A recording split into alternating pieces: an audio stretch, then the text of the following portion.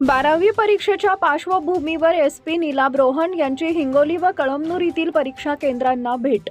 12वी परीक्षेच्या पार्श्वभूमीवर हिंगोली जिल्ह्यात कायदा व सुव्यवस्था अबाधित राहावी तसेच परीक्षा काळात कोणताही अनुचित प्रकार घडू नये यासाठी जिल्हा पोलीस अधीक्षक नीलाभ रोहन यांनी प्रत्यक्ष परीक्षा केंद्रांना भेट देत पाहणी केली।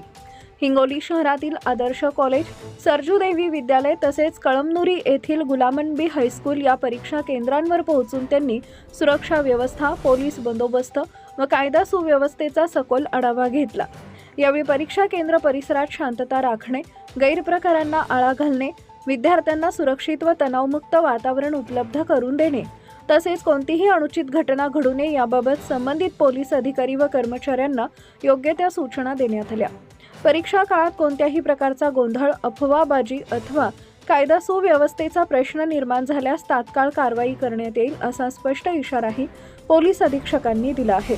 पोलीस प्रशासनाच्या या सतर्क भूमिकेमुळे परीक्षा केंद्रावर शिस्तबद्ध वातावरण असून विद्यार्थी व पालकांमध्ये समाधान व्यक्त करण्यात येत आहे। आपल्या परिसरातील ताज्या आणि महत्त्वाच्या बातम्या पाहण्यासाठी आजच आपल्या धुमाकूळ महाराष्ट्र न्यूजला YouTube वर सबस्क्राइब करा आणि बेल आयकॉन प्रेस करा।